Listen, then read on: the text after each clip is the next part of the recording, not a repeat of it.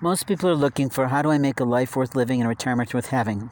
We're trying to figure out how we do it, what do we say, how do we feel, how do we socialize, how do we network, how do we get professional opportunities, how do we gain career advancements, and how do we literally produce greater income, more revenue, and opportunities for not only our own life, but those to serve that of our children, our families, our legacy in life. If we're looking for how to make a legacy, we simply look at our life insurance policies and we bequeath it to the one we love most in the universe. That person or persons then takes over our life when we go. But if we're still alive, we're still trying to figure out how to produce life. We're trying to figure out how to make life worth living. We're trying to figure out, how do I get the one that I love safely to me without her being harmed like I've been? And in my life, I've seen a lot of harm. I'm actually being monstrously demonized in a way by certain people, but at the same time, I have to tell you, I look in my pockets of my shirt that I wear on a daily basis. It keeps me warm in the days that are cold and the nights that are freezing. And I look in my faith pouch, and I find that things that I put in my faith pouch for my own prayer time are missing. I find that an eagle necklace that I set aside for someone I really care about is missing. I find that there are things now put in that pouch that I never had in that pouch because they're not of faith. I find things that I threw away in my sister's home back in property that I didn't carry with me. It's very frustrating to feel that you are being played like a game piece in a board game of life. The bottom line is, it's not a fair game. The truth is, someone has illegally, immorally, and illicitly felt in their minds that they are somehow righteously doing something, but in truth, they are incredibly wrong. They are so left of right that they don't recognize their own mental illness. They literally are touching a person's body in the night while they're sleeping. They're literally utilizing technologies to harm that life. They're literally ravaging an individual's health care and monstrously demonizing and destroying a person's right to clean mental health records. They are openly violating Lord God's highest law, which is that Lord God is Lord over people, not man, and frankly, they're behaving incredibly illegally under federal constitutional laws and even local ordinances and state laws.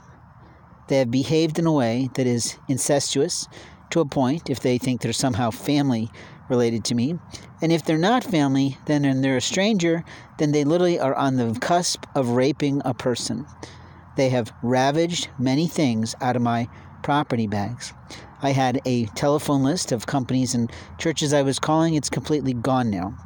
I have other papers that I had in my portfolio so that I could sell services. Those pages are gone now. Someone literally thinks that they have the right to put their hands in my baggage if I fall asleep, to take my property from my car, and openly to put their hands in my clothing, to remove things that I put on my person for personal reasons, for my own First Amendment religious rights, for my own practices of faith. They have played me as if I'm a game. It is true that I went to some game stores to try to produce an event that would teach people how to use the faith fob. If those young boys are so into their game boards that they were misled by the owner of those establishments, making it like I was turning my life into a game for them and I was somehow the game board, they all should go to federal prison for rape. The bottom line is that someone has ravaged my body. I used to have a very hairy set of legs and a very full, hairy arms and back. But after staying at my mother's, I found I had less hair on me. After sleeping at my sister's, I had significantly less hair on me.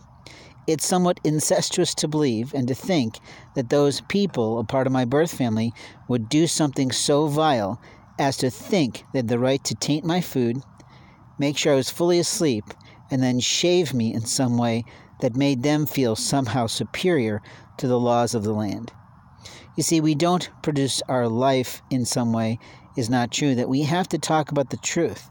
Yet when I talk about the truth of having gotten 3 invitations to be a resource, to be a writer for some political candidates, I am told that I'm no way is that possible by a mental health care evaluator, who I'm forced to see based on a situation that I was trying to gain help from an area of law enforcement because the local folks were not doing a damn thing to protect my life. And openly, they still don't.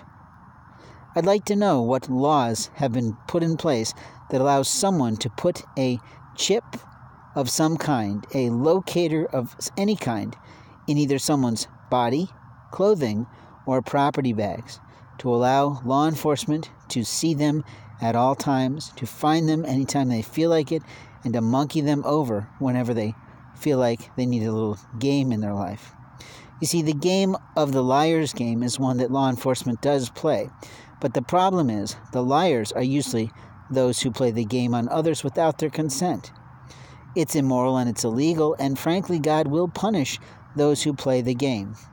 Those who play games with other people's lives without ever consulting that individual for what they're looking for in life, what their goals are, what God has put on their heart, that is immoral.